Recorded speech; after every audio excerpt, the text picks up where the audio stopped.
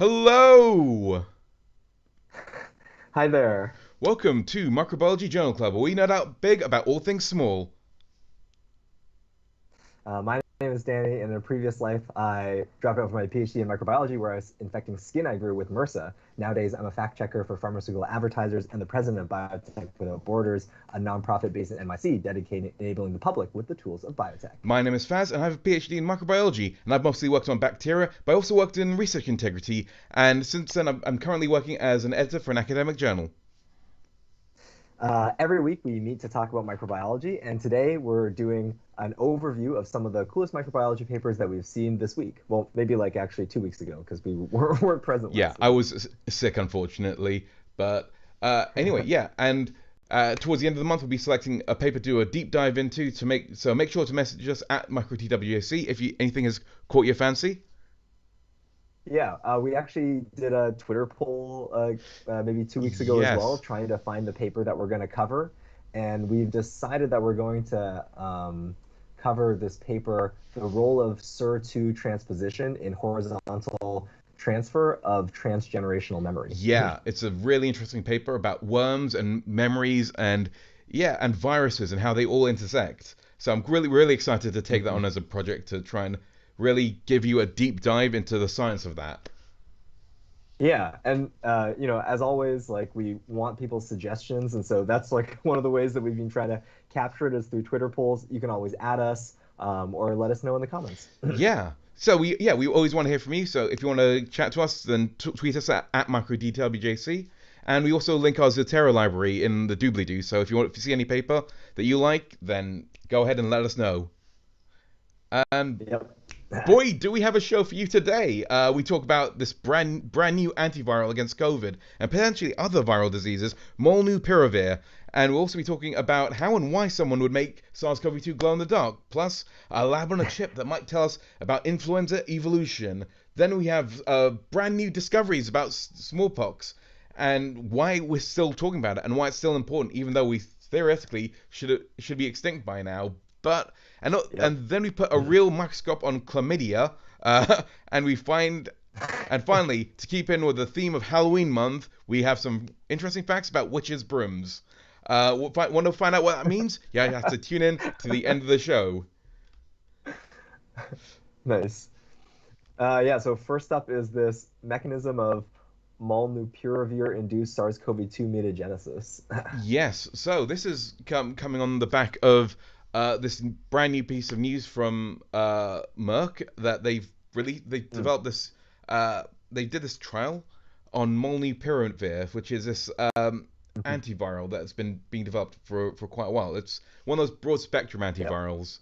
Um, Yeah, so I mean, this is in the vein of like, you can always tell something about a drug name just like by breaking it down and seeing like what's at the end. And I think the vir at the end usually means some sort of small molecule antiviral. yeah, Um, and so like people might be familiar with remdesivir, right? That's another small molecule antiviral that at the beginning of this pandemic, it had been tried out for Ebola, sometime before, and then there was a lot of studies to see like how it would work on SARS-CoV-2, and it was like okay, it was like weird, right? Because I think if people remember, like you had to get dosed it like right before you were at the peak of viral load because it was like inhibiting, and so like that seemed difficult. It's also an injectable, and that also made it sort of difficult to get out there in the world, a difficult thing to use therapeutically. yeah. Whereas like molnupiravir, that's an oral antiviral, which is kind of interesting. And I think this allows it to do something that we've been talking about for a bit on the show. The fact that most antivirals only work at a certain stage of infection, right? Like a lot of Mhm. trials with like there's a sweet spot that antivirals are like they're not very good at late stage infection, but we want to have them as early as possible. And that's what this Mhm. trial focused on. It focused on like people who came up with symptoms, like I think within about 5 days. They're trying to get Mhm. and targeting people with very mild diseases as well. So again, this is a Mhm. very like curated cohort of people that, again, this is we're talking about a press release, so there is a lot of so starting with the press release, and there is a lot of like quotation marks because this is effectively the target of this is investors and the drug companies rather than like the scientific community. Yeah. So there are some like And And again, I think like we can exercise our memories here of like the hype around remdesivir when it first came Exactly. out, right? There were a lot of early press releases that were like, "This is going to be amazing! Like, look at how it's going to work in all these ways." And then when those studies came out, I was like, "Oh, actually, there is this like short therapeutic window where you need to get it to people before you could see how, as you dosed it later to people who were later on in their infection, like it was not working as well." Yeah. So this trial is basically targeting that short therapeutic window and targeting mild or moderate cases. So there is a certain amount of So they're like, setting setting setting themselves up for success, yeah, right? Is like an important thing that clinical trials do to make sure that like they invested all these resources into getting the drug out there and testing it in people. They don't want to just flop necessarily. They're going to try to choose the best conditions in which it would succeed.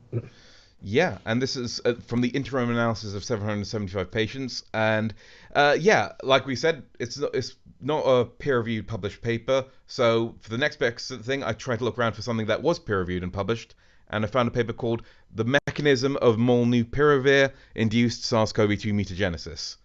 So this is an interesting paper because, like, molnupiravir, how does it even work? What it does is it basically it tries to it fools like the SARS-CoV-2 into thinking that it's a nucleotide when it isn't. Um, it's like very similar. Which is, Yeah, I think that's very similar to yeah, remdesivir. A lot of these things are nuclear, nu nucleoside yeah. analogs. So like what SARS-CoV-2 has is a RNA-dependent RNA polymerase that does most of its replicating of the genome because the eukaryotic cells it infects, they don't have that sort of apparatus, so they have to make that themselves, which means that that can be a target for antivirals. And the way they target it is they use things that look like the nucleotides, but kind of gum up the works somewhat. Um, and and and in some cases can this case they find out how it works, what does it actually do in that case, and so they Yeah. get some of that SARS-CoV-2 RDRP or RNA dependent polymerase, and they get it to try and transcribe a specific sequence, and they add in molnupiravir and see what kind of mutations occur. How does that change the sequence? Hmm. And what they find is that this drug it kind of mimics cytosine and guanine, um, Hmm. and because of that, it means that it confuses the binding, so it just messes up the genetic code, and it Hmm. incorporates like errors into the genetic code, making the proteins created by SARS-CoV-2 to be transcribed erroneously, and Hmm. and yeah, and it also like ends up terminating some of them early sometimes. But I think what they find is that it binds to it's like targets really well. So that like so usually SARS-CoV-2 it has proofreading apparatus. It's one of the few RDRPs that viruses produce that has this like kind of Hmm. safety mechanism of like we need to make sure that this is actually okay. But yeah, this apparently with molnupiravir it binds tightly enough that it can bypass all the virus's usual kind of checks and balances. So Mm. that's why it that's how it works. That got so that's just I'm trying to see if there's like a good picture. I mean, if you scroll down to figure one, you can at least see you can see how it has that similarity to a nucleoside. yeah. Um, So yeah, it's kind of like there's a lot. I'm sure there's not like something that to me like nothing jumps out in the figures. I'm like, oh yeah, this like I can see like what's going on here necessarily. Um, oh, maybe like figure four. They have these different structures where um, I guess the template gets interacted differently, with the base pair. I don't know. That might be something that you can visualize, right? Like the template has to match up to something, and these molecules can match up to them, and that screws up the RNA polymerase. yeah. Um, So it screws up yeah. the so I guess in practice what happens is it like so I think that in figure five they've got a little kind of diagram Oh demonstrating yeah, they have the a little model. mutagenesis. Hmm. So That's a good one. it so it has a template, and then because of the molnupiravir, it kind of messes up the copying of things. So it makes Yeah. causes the genome to just accumulate lots of mutations very very quickly. Yeah. So the molnupiravir actually gets incorporated into these strands. Yeah, Yeah, that's Yeah. like kind of unusual, but it's interesting. Um, hmm I think that can happen with some. I'm not really sure about all the different nucleoside analogs. They're also used in in like a lot of anti-cancer stuff, right. right? You also see nucleoside analogs, but like that's different. That's those analogs are going in for like DNA polymerase maybe or something like that, right? And you're trying to destroy like fast replicating things. Hmm. Sometimes the way it works, it could gum up um, the Yeah. enzyme, the polymerase enzyme. But I guess in this case, it's actually getting incorporated into the strand, and that incorporation like messes up the way that the reading will be done the next time. Yeah. So that's the story about Cool. molnupiravir. That's what we've been hearing about, and maybe we'll hear a lot more when they actually have a published study about its efficacy. But that's a theory, Yeah, and yeah. yeah,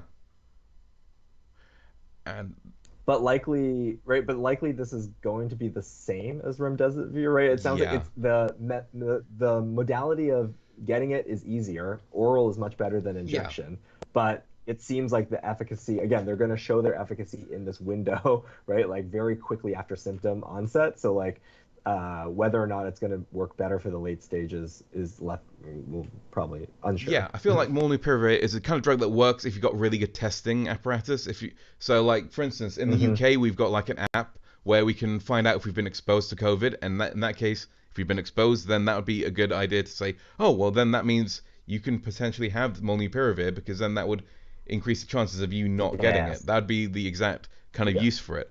But I think like molnupiravir, it sounds like it'd be a really good drug, but as long as you've got that infrastructure around it. Yeah. Yeah. But like if you're already Cool. sick with COVID, it might already be too late to use molnupiravir in a way that's effective. So it's just Yeah. that's Again, yeah, the same thing that we like about remdesivir. Changing the method of ingestion doesn't change that reality, right? Of like antiretroviral that's targeting RNA yeah. dependent RNA But polymerase. yeah, with Mhm. antiretrovirals, I think what you want is kind of some Sorry, antivirals. antiviral, Sorry, not yeah, antiretroviral. antivirals. You probably want something My bad. like kind of was it pre-exposure prophylaxis, effectively. With Sure.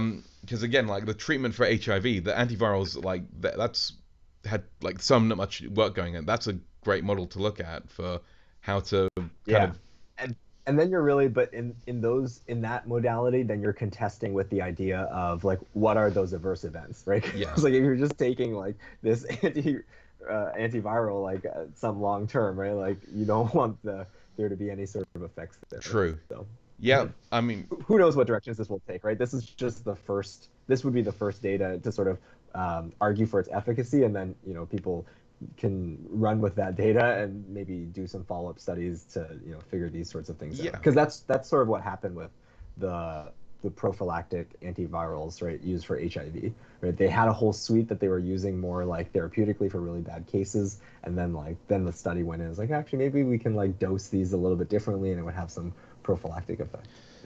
yeah, exactly. And I think another point I want to bring up is molnupiravir is a broad spectrum antiviral. It doesn't just have to hit SARS. It could hit lots of other viruses, Mm, and so that could be yep. very useful for the future as well. So Yeah, yeah, because I do think that there's people have this understanding that like with increased globalization and climate change and things like we will be seeing potentially a potential for other pandemics to emerge, and so it's important that we have tools to deal with that. And right, like if you think about the beginning of this pandemic, they were repurposing this Ebola one, mm, but here if the focus is for broad spectrum, then maybe this would be easier to repurpose in different senses. yeah, I I don't mean, know. I see like kind of almost a similar lineage because I think the Ebola one was like developed as also a broad spectrum antiviral. But again, hmm we with increased testing and SARS-CoV-2 has given a lot of opportunity to run clinical trials of mass like viral infections, which is allows like kind hmm of the testing of antivirals in a way that a huge amount of opportunities out there. Um, but yeah, I mean, I think because now that SARS-CoV-2, like we've got a vaccine that's going to be quite effective, and that's going to be reducing the number of SARS-CoV-2 cases. So this could actually be hmm necessary beyond SARS-CoV-2 for the next outbreak. So I think that's Yeah. uh, Yeah. uh, Yeah, in some ways, the focus on SARS-CoV-2 here is just because that's the pertinent thing that's on everyone's minds. But yeah, the fact that it's broad spectrum is giving it a range outside of this particular pandemic. yeah. Now the next paper is an interesting one. analysis of SARS-CoV-2 infection dynamic in vivo using reporter expressing viruses. So this is a paper about making SARS-CoV-2 glow in the dark, which is Yes. quite personally. Classic research Oh technique. yeah, Yeah, weren't you making strep glow in the yep. dark? That's why this caught my eye because this is very similar to kind of what I was doing, but like again, there's a lot of things that are much harder because with viruses, there's only a limited amount of like genome you can fit into a small virus particle, Hmm. and so in order Yeah. to fit something in for SARS-CoV-2, it's quite difficult because I think they've tried it in the past, Hmm. and in that case, in those cases, they've like pulled out one of the genes where they thought, oh, gene isn't doing anything, so let's add something in instead. Right. But that's always very perilous with viruses because with viruses, every part of the genome tends to be really important, and just because we don't know what it does Yeah. doesn't mean it isn't like really essential. So how Hmm. these researchers went about it is they went and found some really small reporters. Like so they used a nanoluciferase. So luciferases are enzymes that create light based on Hmm.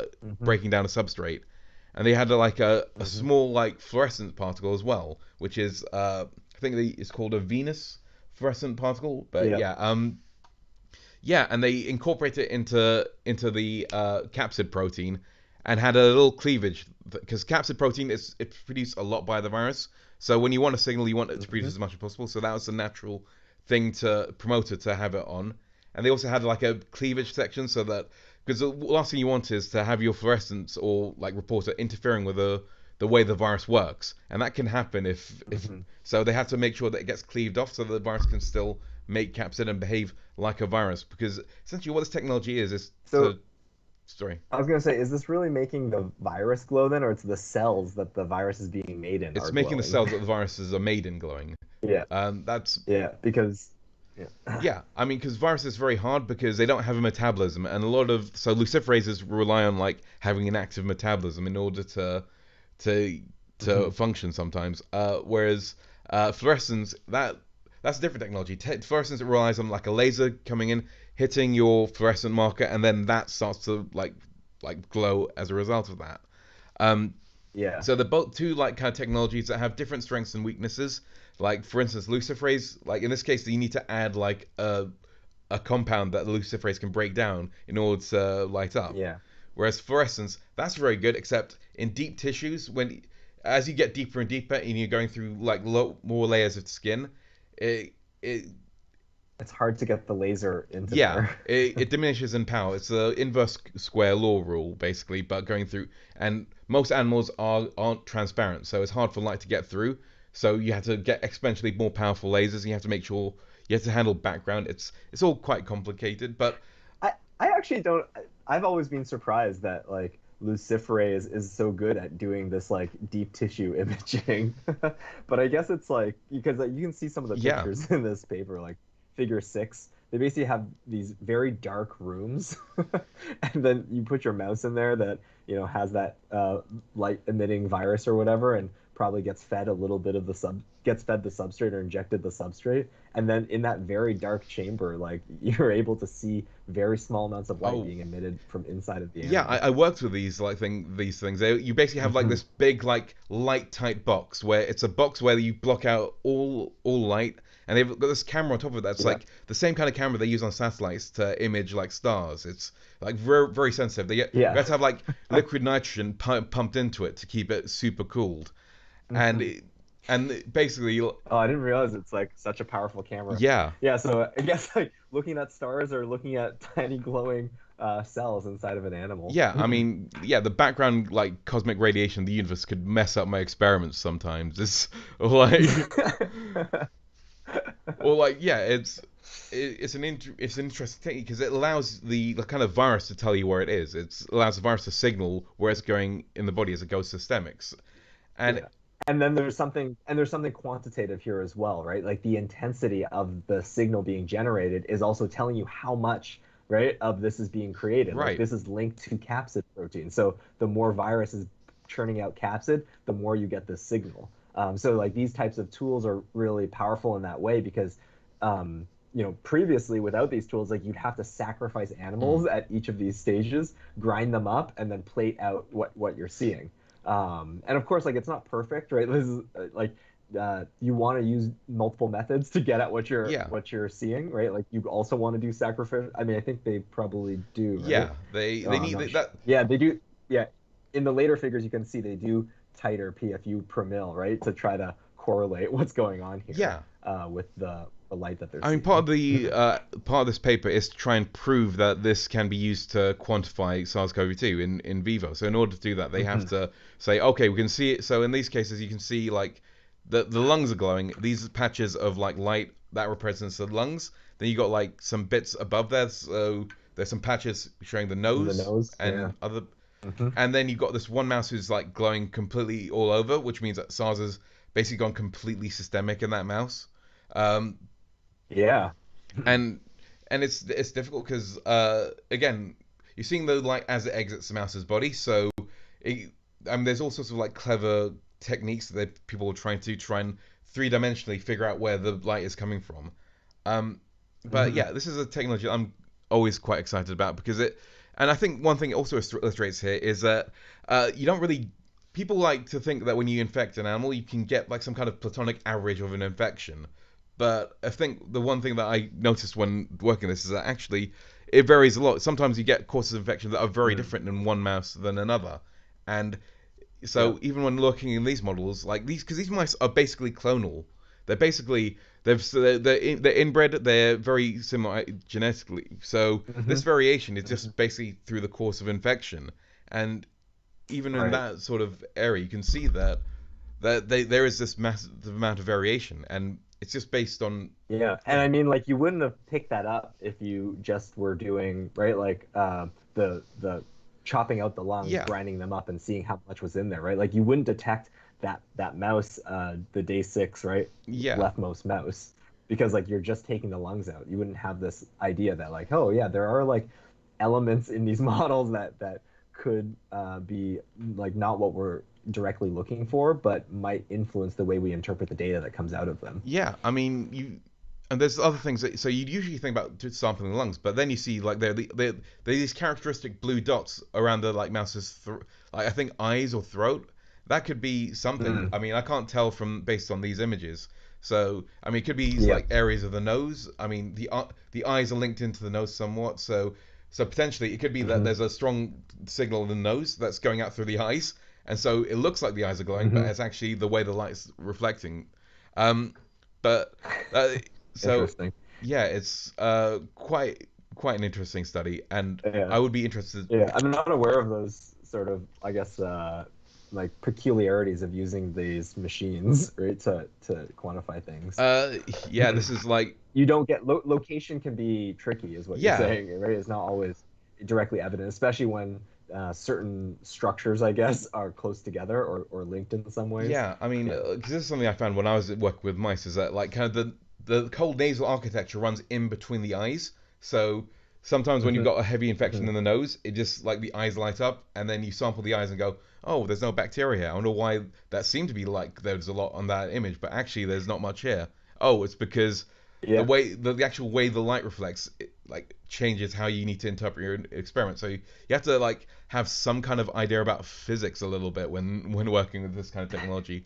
But yeah, it's Cool. yeah lot of really interesting, Well, and I they have SARS-CoV-2 that can be used now in these cases, and yeah, here's that information, trying to relate it back to the metrics that we care about, actual yeah, PFU. and in this case, they test out some basic treatments. I think they test out like an antibody to try and see whether that helps. Hmm. And again, this is like I mean, very similar to my paper where like the last figure is always, oh, let's test out therapy and see whether it works or not.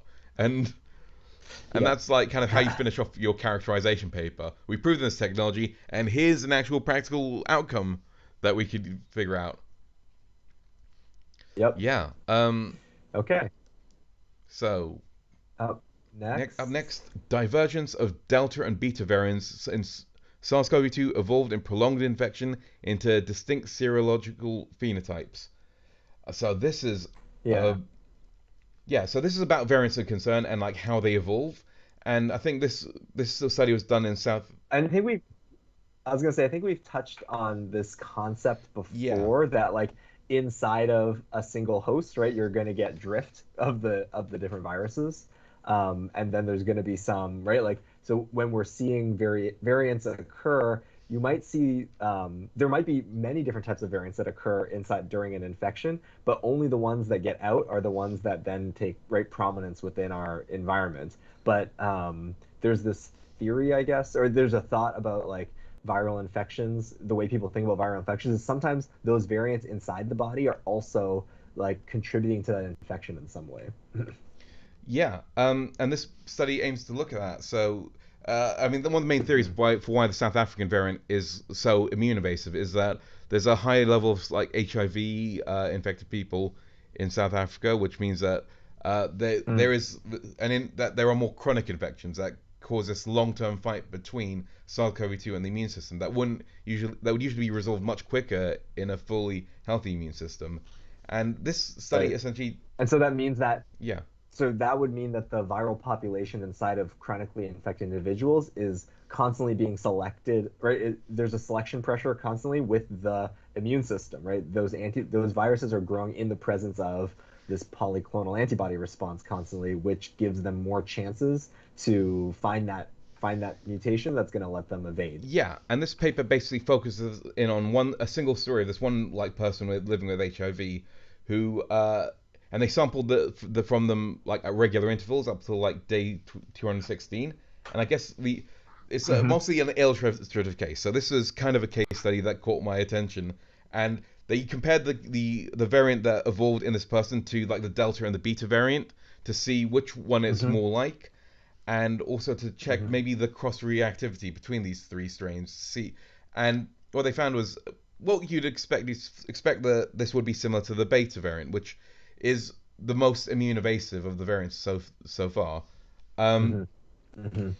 but yeah, but what the thing that they've come across here that was interesting is that the idea of a serological phenotype, that the antibody response to delta is very so different from beta that Mm. from the kind of perspective of the immune system, they are different diseases. I feel like Hmm. uh, again, this is a preprint, so Um, there's a lot more. So I think that's a very oversimplified form of what they're saying. I was also gonna just throw into that thought that right, and remember that the vaccine is also making an immune Mm. response that's different than both of Yeah. those. Right? Like there are these like the immune system is sort of incredibly specific in the way that and Mm. sensitive to the conditions in which that it learned to recognize those antigens. And that's sort of I think that's a thought why vaccines can be very effective is because they really are triggering a immune reaction that might be outside of the realm of like what you would see in any sort of natural infection. So that lets it cut across, right, in some ways the variants in a way that natural infection doesn't. And I think that it's also hints on like why people aren't necessarily focusing on making a delta variant virus or a beta variant virus, because the ancestral virus still cross reacts with both of these in a way that so Hmm. that Hmm. so I think the ancestral virus used for like our vaccines is still like forming a bridge between all these variants that Yeah. we wouldn't necessarily get that same level of like cross reactivity if we'd laser focused on one.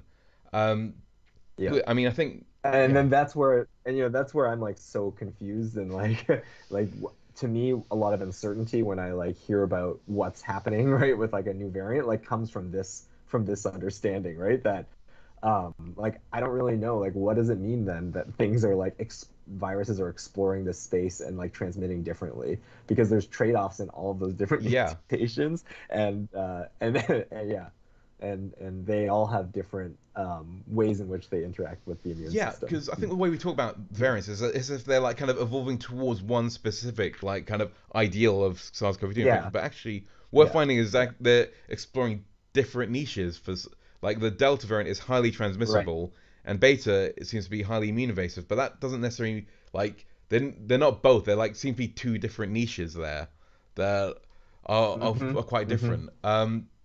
And so the idea that Mm. yeah, Yeah, and it's stories like these that sort of help develop that thinking, and then also like then you can start again, I think we covered maybe in some of the news articles before, like then you can look at like then what does get transmitted when you have these different populations inside of people, right? Like Right. you're that's part of the dynamics that's driving right these different niches because yeah, and then behavior will overlay on that too because like the way that we get exposed to it is will make certain strategies more or less viable for the virus. Right. Yeah. Um, So that next Cool. paper, Sure. targeting stem loop 1 of SARS-CoV-2 5' UTR to suppress viral translation and NSP1 evasion. Now this Mm. is another preprint. Focuses on NSP1, which I think we've looked at before. It blocks was it that host protein ribosomes. So blocking Yes. protein Yes. translation of host proteins and and SARS-CoV-2 Yeah. like kind of they so this paper was targeted to figure out how SARS-CoV-2 proteins can overcome this block created by NSP1. Yeah. And I think if I remember the correct callback here, it was that inhibition of splicing, yeah, or our episode called "How SARS-CoV-2 Takes Control of Protein Manufacturing to Suppress Our Innate Defenses." That was the name of the episode where we covered something in detail, the screen that sort of showed people that NSP1 is doing this function. And they yeah, even did something, I believe, in that paper where they substituted some pieces of the SARS-CoV-2 mRNAs into their reporter mRNAs and showed that it's like a region that is allowing the SARS-CoV-2 mRNAs to actually be translated. Um, yeah, and so this is like a more in-depth investigation, right, into that mechanism. yeah. It goes a bit more structural, looking at this. So this forms a stem loop that binds to NSP1, I think, and allows it to enter into the ribosome to be transcribed. And they investigate this also. They target it using antisense oligos. So they basically try to create some specific RNA like kind of sequences targeted at the stem loop, so that it can't form that stem loop structure. These sequences they bind together, and Yeah, because the stem loop has to bind to itself in order to yeah, make that structure in RNA. But if you provide, I guess, a more compelling template to bind to, you can basically force that stem loop just to be a flat line because it yeah, can't bind to itself. Yeah. and that messes up the whole like replication cycle for SARS-CoV-2, which is Mhm. because then it can't replicate its own things, which is quite interesting Yeah. therapeutically, I think. Yeah, I mean, this sort of builds that knowledge of like, I mean, if you can understand and maybe demonstrate, if you understand how the virus is achieving its goals inside of the cell, then you can maybe make something that throws a wrench in those plans. And here, like the virus is trying to shut down, right? Or is trying to find a balance, actually. I think in this Mm. paper, they show that it's some particular ratio maybe between the host proteins and the SARS-CoV-2 proteins that's being Right. targeted because they don't, and the idea is that this is the evolution, right, of this particular section, so that you get that you don't kill the cell off so quickly, right, because you don't want the cell just totally shut down. Yeah, that's and I think that there's also like an interesting perspective and from a bioengineering like kind of viewpoint of like another way to regulate translation because now you've got Yep. this NSP1 like stem loop system that can be used to regulate the and there, I think that I feel like there are potentially biotech like kind of usages for that kind of technology and to Oh, modulate. sure. I mean, if you're talking about like I guess very compelling then is that idea of controlling the ratio of like two like competing transcripts that are being Mm, made because like that could be important inside of some sort of right if you're doing if you're engineering a pathway of some sort, right? Like you don't want more of this than another, right? So having a way to control that is possible. But again, like this is like really early, right? This information is coming from trying to understand how it's working in the viral context, right. right? But again, that those lessons, as you said, I agree, they could be translated into various technological applications as well, both from the therapeutic side, but also extracting it from this context and trying to do it inside of something else. Yeah. Okay. That and speaking of interesting Yeah. like biotech things for coronaviruses. Sorry, that was a bad segue. A CRISPR Cas9 genetically engineered organoid biobank reveals essential host factors for coronaviruses. Hmm. Yeah, so this one, I mean, this is kind of fascinating because they're using intestinal organoids in Mm. this particular system. So I guess because it's easy to make intestinal organoids versus like lung organoids, I don't really, and Mm. we also know that right we've seen those papers right that looked at intestinal sections to show that there is the potential for them to be infected.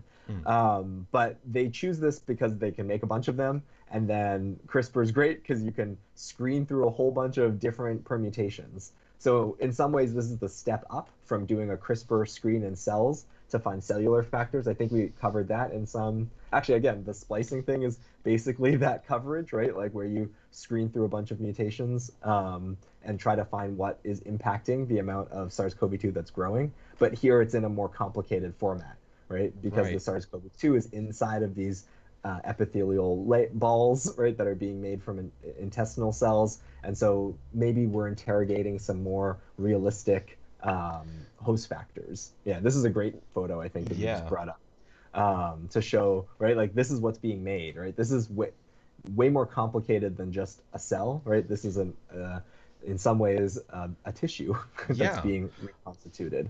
And we make these tissues from their base cells, and so we have control over those cells, and we can do a CRISPR screen in them. Basically, each one of these organoids now has a deficiency in some particular gene, and by screening through them, we can see what that deficiency does to the life cycle of SARS-CoV-2. Right. Yeah. That's. I mean, it's a really interesting technology, actually. Mm-hmm. Um. Yeah. Yeah, so I do believe that I mean, we know that SARS-CoV-2 does infect this particular tissue, but Mm. like another big important, like another reason people choosing experimental models is like how easy is it to manipulate? And I guess like the intestinal organoids hit that sweet spot of like, yeah, SARS-CoV-2 does infect it, and we can also make a whole bunch of them. Yeah. It is the kind of. I mean, the this joke about the drunk finding his keys under a lamppost kind of deal, where, Hmm. like, why are we looking at intestinal organoids when we could try? But that's all we have at the moment. Right. That's where the light is. Um. Yeah, that's where the light is for sure. That's where the methods exist to do this type of thing. And again, it could also reveal something interesting to follow up on in that ongoing story of Yeah. SARS-CoV-2 infecting the intestinal epithelium. Like factors that come out of this screen, right, could say, okay, well, like let's look at those factors inside of different people's guts, right? Does that give us an idea of who might be more susceptible versus who might not be? I mean, the Yeah. types of things that they're finding in this screen, though, are stuff that we already know. At least that's Yeah. what they're following up on at the end, right? We know that these are entry factors, right? They need proteolytic cleavage to get in beforehand. They need the receptor, right, to get in. And Yeah. so, The, yeah. this is all kind of stuff that we were talking about a year ago, basically. So, but I Mm. think the main thing you'd read this paper for isn't so much the findings, but for the technology to understand, because I think the technology has potential, and uh, No, and I think the findings are useful in these types of models if you're like again, we're not we're not super expert in like knowing all these different pathways, and even one single scientist isn't the expert either, right? mm, But you compare all these different screens that are done in these different conditions, you can find commonalities and differences between what comes out of those screens, and that directs hypotheses, right? yeah, Because that's helping to hone things. So like the data that comes out of this is incredibly valuable, uh, but sort of valuable not in of itself, but in comparison with like the way that other screens have been done. right, And that's why it is interesting. Like it's confirmation to see that ACE2 comes out and proteolytic cleavage comes out. I mean, maybe confirmation we didn't need, but the real value is going to come right with like more of those like open-ended questions. Like, ooh, for example, I remember one of the CRISPR screens they had like cholesterol biosynthesis come mm, out, right? And so we're like, oh, well, like, does cholesterol biosynthesis come out in this model? If not, why? Right? Like, Yeah. and asking that question is helping us build our knowledge, right, of the virus's ability, or how the virus, right, interacts with host systems to achieve its infection in different Yeah. tissue contexts. Yeah. Right. Yeah. You're right. That's I mean, now looking at there is a lot of looking at things in bigger context, because again, they've generated a lot of data here, and they've brought out the things that are the most like digestible, but there could be a lot Right. more in there, just if we look at Yeah. the whole And again, context of like, things. maybe there are things here that also, like, we could speak to, but I can't speak to right now because I don't know like how each of those has been discussed so far in the literature, right? Like, Yeah. but some of those, like, MAVs is some sort of immune, right? It's an immune regulator that also touches the mitochondria in some way. I have to research that Okay, because yeah. I mean, again, like, that's just like off the cuff, like, yeah, some like loose I thing. But am. like, there are things that are coming out here that might be interesting. I suspect DC sign might be something about dendritic cells. Yeah. um, um yeah, yeah, there's again, like with whenever you look at the way like something that messes with the immune system, you end up potentially learning quite a lot about how the immune system works. hmm um and it could be a situation with like that here, where we're seeing a change in infection when we knock out a certain gene. That gene might be interacting in the immune system in a way we didn't understand before, or yeah, in a way that's known, but we didn't understand that SARS-CoV-2 interacted with that. So yeah, yeah. there's a lot of layers to be peeling off here. Yes, yes. But I guess the takeaway is, right, this is another data set that's being generated using our abilities at creating organoids, which is something that's quite new, right? Especially creating organoids at this scale, so many of them, and employing CRISPR to make genetic changes in them, right? And seeing how that impacts SARS-CoV-2 infection as a way to understand better the biology of SARS-CoV-2. Um, Right. okay. Yeah. Okay, yeah. That brings us to the next paper, where now we're moving into the non-COVID papers, I believe, where we're looking at Yeah. clinically relevant influenza virus evolution reconstituted in a human lung airway on a chip. Yeah, again, this is another sort of frontier of modeling infection, right? Instead of using animals, people are trying to move towards organoids or like some sort of synthetic organ system. A nice thing that you can do there is that you can use human cells, right? So we're getting human cells. We're seeing like that spatial organization. This is the same as like the benefits of using those intestinal organoids in the past Mm. paper. But here, the sort of takeaway that people wanted to show is that when you infect these lung airways on a chip with influenza, you can recapitulate all of those mutational events happening, where influenza like reassorts, right? It has this six-part genome, right, of little Yeah. short sections, and so yeah, in this particular cell, in these like weird lungs that they build, when they flow influenza over and they genotype it, they can see like, oh yeah, like we're seeing that recombination, right? This is what's happening in lungs of humans. Well, I guess it's happening in the intestines of ducks and so forth, right? But like, it's a very important phenomena that they're able to capture in the lab now, where maybe it was more difficult to. Like, I'm not sure if they've ever tried it doing this in mice or ferrets, right? Looking at that mutation. But yeah, this is quite interesting. This reminds me somewhat of like Richard Lenskin's like experiments with phages, or like where you try to almost preempt the evolution of something putting this like kind of through like an evolutionary experiment. I mean, I Yeah, seeing what's possible. Like, yeah. what do we know about the different ways, right? Like, as we were just talking about the within host evolution, right, of Mm. SARS-CoV-2.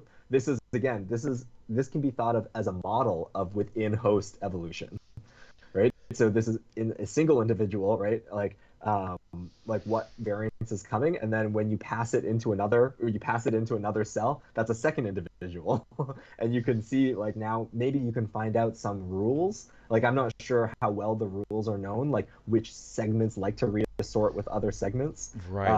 That might be coming out from this type of experimental design. Yeah, and they managed to like actually they they tested like two drugs, and they managed to like evolve variants that are resistant to those drugs that look very similar to the wild type versions of those variants, if I'm correct. Um, hmm hmm Yeah, and I think that that's again them trying to make this argument that this is a good recapitulation of what's happening out there, right? In what's happening out there, and I guess maybe a possible way of um, stress testing certain types of antiviral therapies. Right. Yeah. So this is I mean, they also like talk a little bit about this antiviral drug called nifamostat that doesn't seem to develop that the viruses didn't develop a resistance to, which is Mm. quite interesting as well. That it's always good when the paper turns up something like that. Um, Yep. but Yeah, yeah, like the amantadine, that's the classic antiviral for right. flu. Um, the Tamiflu, I think people might Yeah, be familiar with. Yeah. yeah. So yeah, this is a really interesting paper. I think quite interesting in terms of the technology they use.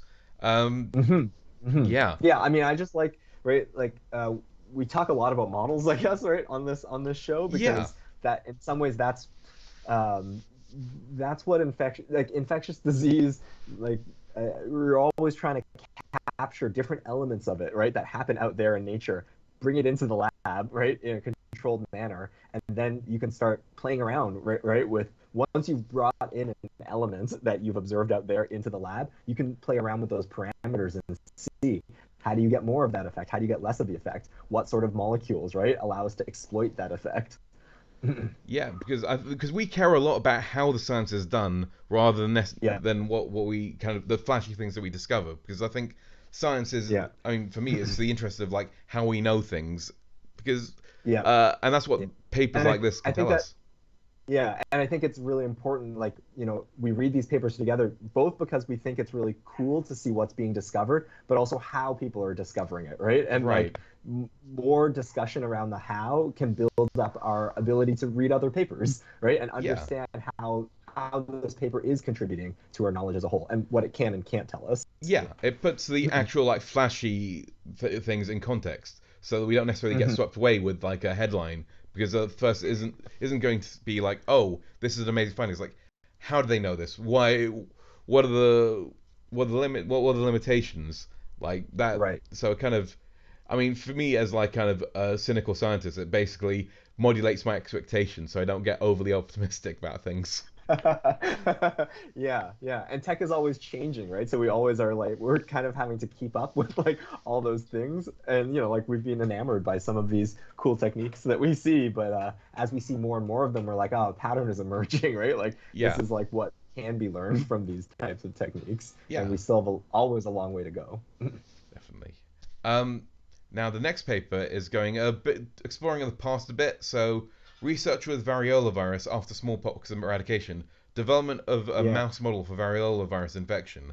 So I this think is the paper was compelled to publish this. Right, like they're yeah, saying, like because they did publish a smallpox paper, right, inside of this in this edition, then they also wanted to just give people a little bit of a background about the history of smallpox yeah. research. So this is basically part one of two papers of me talking about, but this is essentially the publisher putting out this message saying, okay, this is why we're still talking about smallpox and why the hmm paper that we're publishing about smallpox is interesting and important.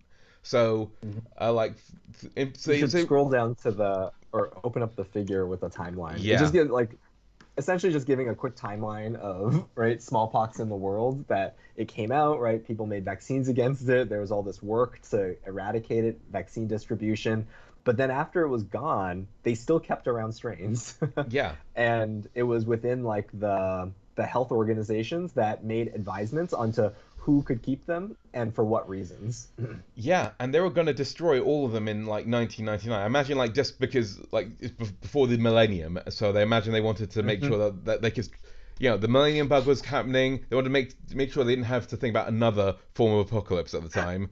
So they're like, okay, let's get rid of smallpox. That way we know that won't end the world, because yeah, Yeah, I and think then people were feel it's like there's always like this is policy, right? So like you're taking advantage too of like the status of the time, right? Like everyone's feeling like safe. There's like it's peacetime, right? Like yeah. we don't need these things anymore. We've come so far as a society. Let's get rid of these strains. So yeah, in 1994 said, okay, we're going to get rid of everything in 1999. You have 5 years to wrap up all the research on smallpox, Yeah. what's all this new genome research you're talking about? Forget it. Finish it up. Yeah. But But yeah, but the case was made to these organizations that there's still research to be done, right? Like Mhm. there are still some things that can be learned, and some there that specifically I think people focus on, like, stuff that we need to control a potential new outbreak, right? So like people want good diagnostic tools out there, people want some antivirals, people want some vaccines, and the strains were kept around for that reason. Yeah.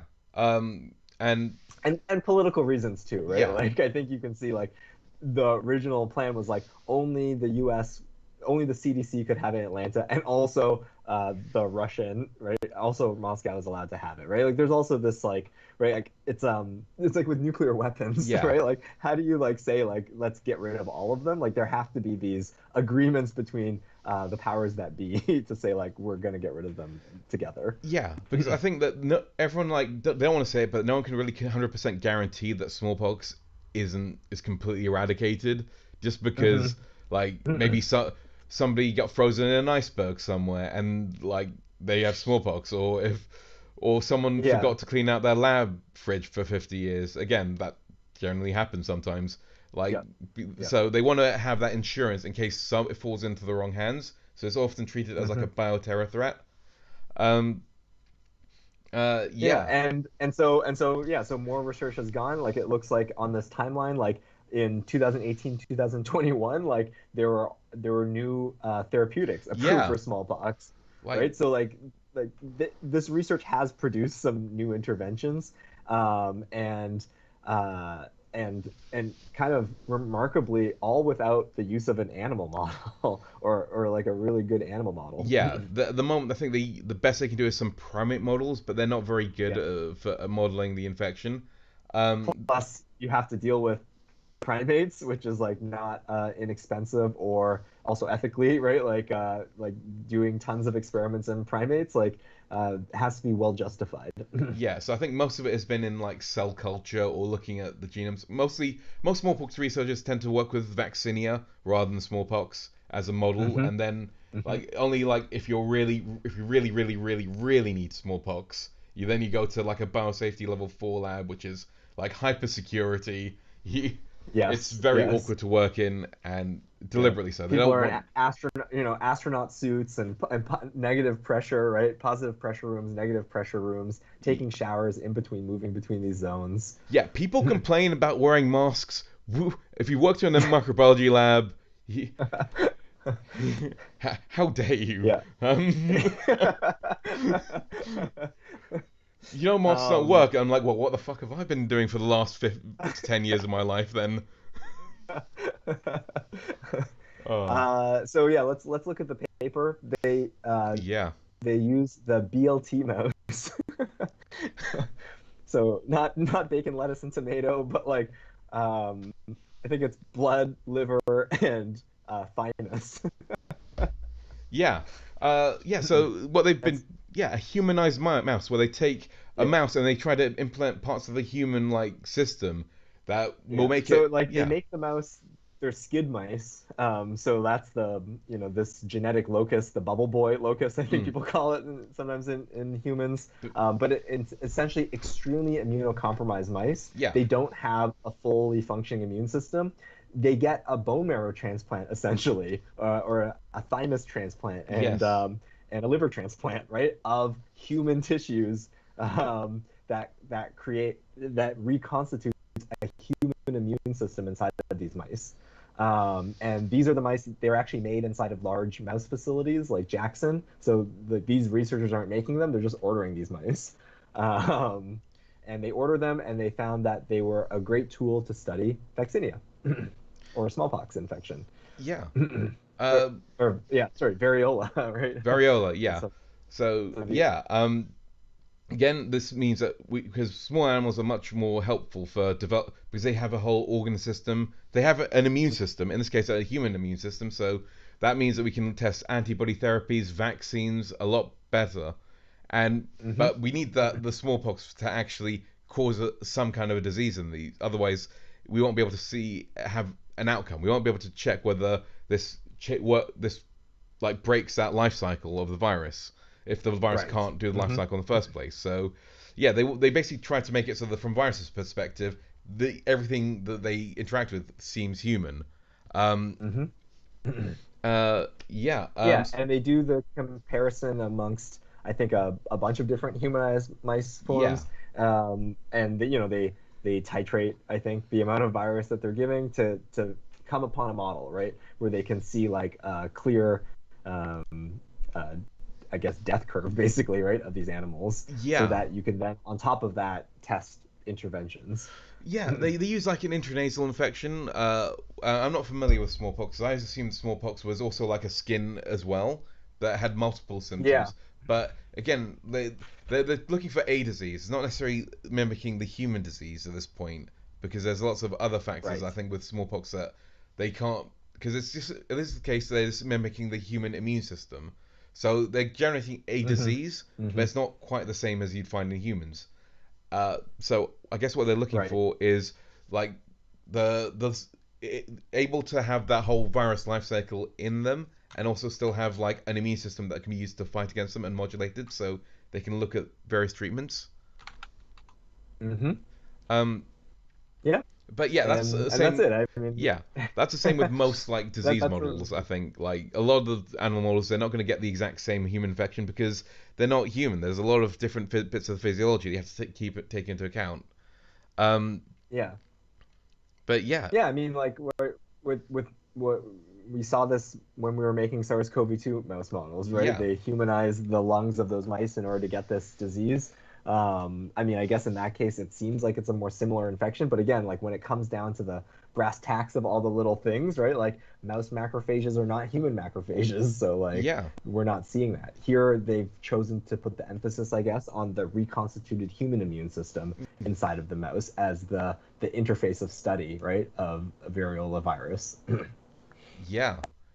Uh, so yeah, this is these sorts of papers. They're not necessarily bring a big like finding themselves. They're more like showing a new technology to study an important question. I guess as we've been talking about a lot of papers today, Yeah, like I have think fallen into this this category. this is Models Week on Microbiology Journal Club, where we talk about interesting ways to ask questions, but not necessarily the answers.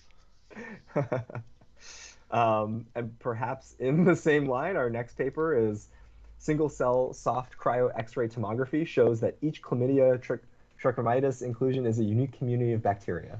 Yes. So this technique is similar but not the same as cryo-EM. Yeah. So like in cryo-EM, they I guess have like an electron beam, and here they're using an X-ray beam, and so the X-ray beam comes from a synchrotron source. Um, in this one, it's the very famous diamond light source inside of the UK. Yes. I don't know if you're So familiar with that one. Diamond Light Source is this big nuclear like research facility that has a lot of like important and like things that relate to nuclear research, which includes lots of medical imaging. So yeah, they've Yeah, got like a really big and so synchrotron. that light source, like, yeah, the synchrotron, it makes all this radiation. Right? They have it's essentially a thing that can make all these different types of radiation and spin them around, shoot them in very straight lines. Um, and that those types of light sources, it has to be used for right? That's how we should X-ray that crystals. I guess you can also shoot them at frozen cells and to try to see what's going on inside of them. And specifically, the model they're using here is chlamydia-infected cells, which is an intracellular pathogen. It's a bacteria, and it gets cells. You get these really nice high-resolution images of the bodies that chlamydia is inside cells. Yeah. So I think it's interesting because like And chlamydia, it has a interesting life cycle where it has like a spore-like form and a active form, right? Like, let me look at this up quickly because I learned this yesterday when I was reading this paper. Um, they have like elementary bodies which are spore-like and infectious, and reticulate bodies which replicate. So the replicative stage, and so they have different like morphology, so they look different under the microscope. So you can kind of like try and yep. look and see whether they're converting from one form to the other. And Yeah. So when they form these inclusions inside these cells, they use this fancy microscopy to look at those inclusions and try to characterize the transition between elementary bodies to reticulate bodies to between the transition between these two forms. Yes. Yeah, Yeah, and just because it's never been looked at, I guess, yeah. right before in this way, like, um, I suppose uh, you could probably do some sort of like complicate, like, I mean, this is already complicated in terms of they have to freeze down all these little cells and shoot like light through them. Um, yeah, I guess I actually don't really know like whether or not the finding that they took away from this is something that was previously never known before, because I assume that people have had fluorescent chlamydia Well, do this type of understanding there with. is like a sentence I found quite interesting. So like what they said was the long-standing literature model for chlamydia has elementary bodies of zero point 0.3 micrometer in diameter and reticulate bodies of 1 micrometer in diameter, persistent bodies or abnormal bodies 2 micrometers in diameter, and a series of transition bodies. But when actually looking at this model failed to represent the diversity of bacteria that they observed in their study. So the idea is that we have these theories about what this looks like, but when they actually looked at how it worked using this technology, it didn't seem to be very similar to what people were thinking at all. So Yeah. that Oh, that's a great sentence to extract from the paper. Yeah. And again, I guess that argues for right why they have worked to develop this technology. And what I read in here was that yeah, in some ways you can think of cryo-EM and this cryo soft X-ray tomography as like running along parallel lines. They might have little things that they can do better than each other, but developing them just gives us more ways to look at what's going on inside of cells. yeah. It, so yeah, it's one of these papers where they have a great technology and they point it at something to find something completely new and weird. And I like those papers; Mm-hmm. those are quite kind of fun. Um, Yeah.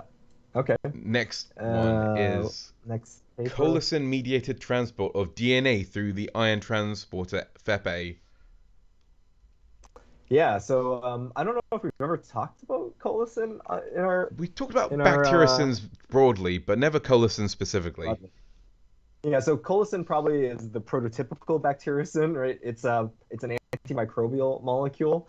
People think that bacteria use it to sort of antagonize each other, right? So one bacteria makes it, so only it can sort of survive in an area.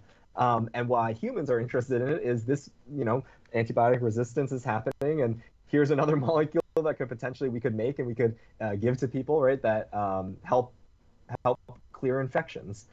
And one of the steps to understanding that a little bit better is that exact mechanism of action. So I think everybody knew that colicin gets into cells and like punches holes in some ways, right? Like allows things to translocate across the membrane, and that's one of the ways it kills cells. But here in this paper, they do some cross-linking studies and some modeling of structure to get at exactly how it might work, and they find that it touches this particular import channel called FEP-A. Yes.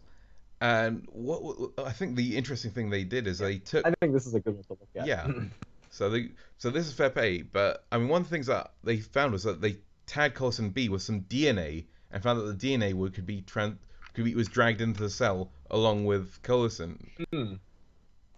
Yeah, so they also open up, right, like this idea that colicin could do other things, or we could also use it to get DNA into cells. Yeah. Is kind of how they spin it at the end as well.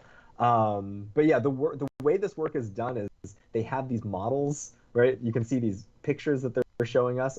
They're modeled structures of the pore, and then they have a modeled structure of the colicin. And the experiments that they're actually doing is they sort of stop things at certain levels and they cross-link stuff together, and then they run gels and they show that like, oh, we cross-linked it, and so like now this thing is stuck together at this position, and they superimpose that onto these structures that they have to make the inference, right, that colicin is going through this particular channel. Yeah. Yes. Yeah, don't actually, I didn't spend any time to sort of like, to me that was interesting. Like, oh, this is like maybe a more old school way of getting at structure, right? Relationships. And so like it's interesting to dive in from that perspective, but I didn't actually wrap my head around the specifics of how they're getting at this information.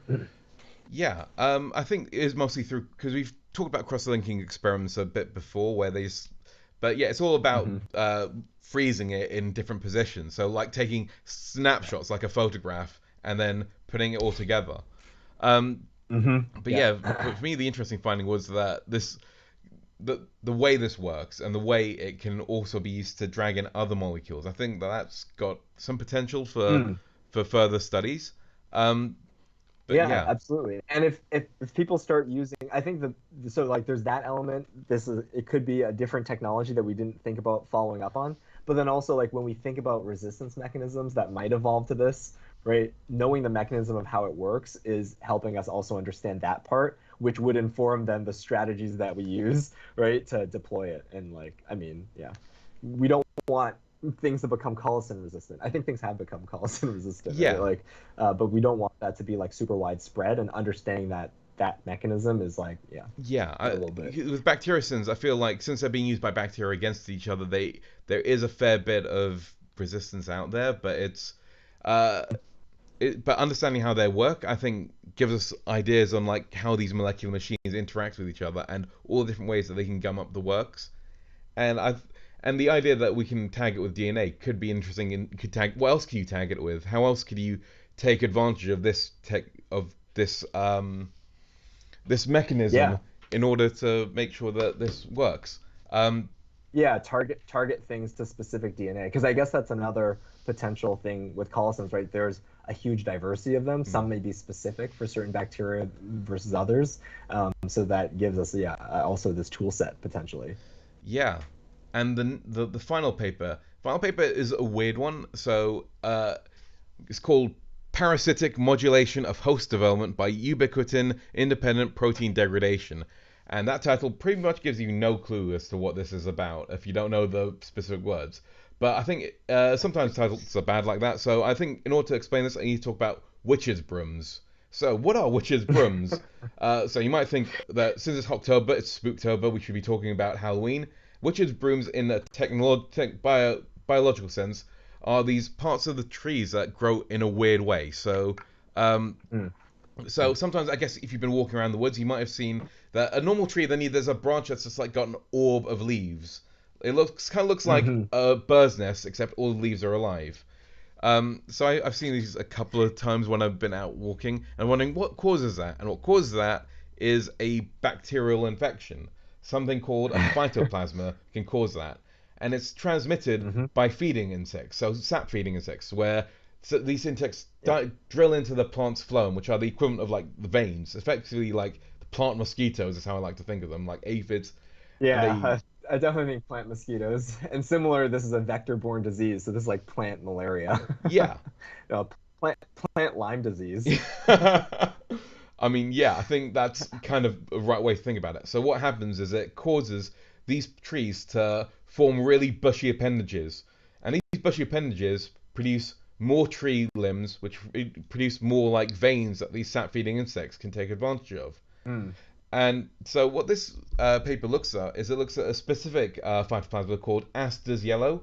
Um, and the thing about most like plant bacteria we have to realize is that people don't generally pay attention to them because they're plants. And because human bacteria, human infections get a lot of attention. No, the only people who tend to care about plant infections are like farmers in agriculture. Yeah, And I was gonna say only insofar as that particular disease affects a crop of humans. exactly.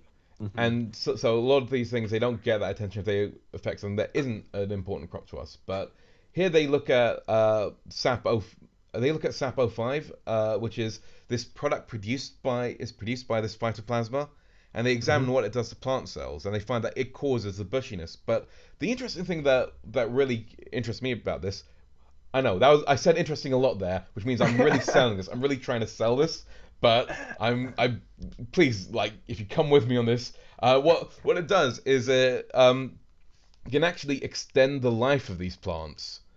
Oh. So this weird infection, it interacts with the degradation pathways that usually cause like plant aging, and what it does is it dials those back, so it allows the plant to be in a stage where it can grow plenty of leaves. It kind of like makes the plant think back to its youth, where it could grow, was mostly focused on growing rather than it being established.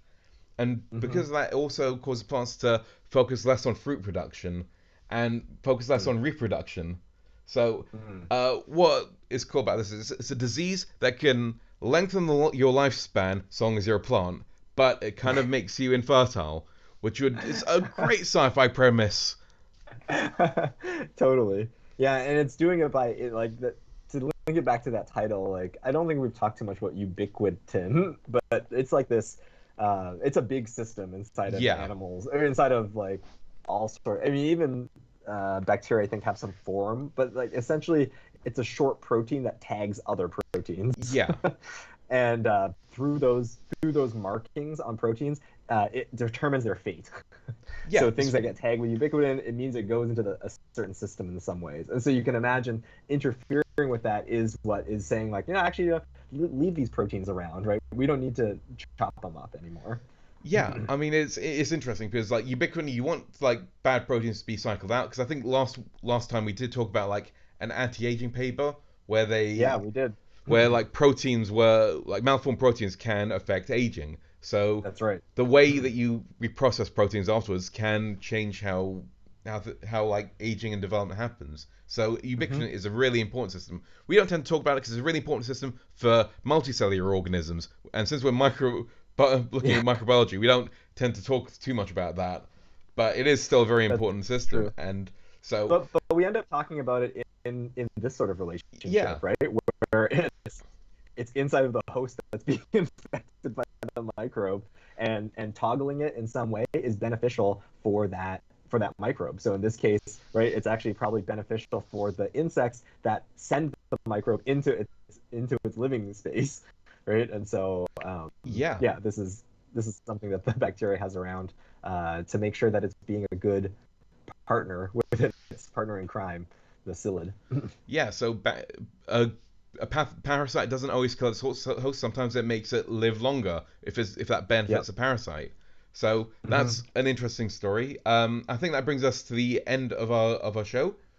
So yeah, absolutely. Sorry. Yeah, join us next. I was gonna say all right. Join us next week for more cool microbiology news. And we want to remind everyone that while we're very enthusiastic about microbiology and somewhat qualified, it's possible we didn't get everything right. Science is about thinking critically and asking the right questions. So if you have any questions or corrections, please let us know in the comments. Yep, I totally agree. As I said in the beginning, you can reach us over the Twitter at microtwjc. If you have papers that you want to cover, just tweet us. We both believe that peer review is a process and that we can all participate in it. So we hope that you had a good time listening to us ramble about microbiology today. It's been a pleasure chatting with you, Danny. Same here, Faz. Tune in next week for more microbiology content. Bye.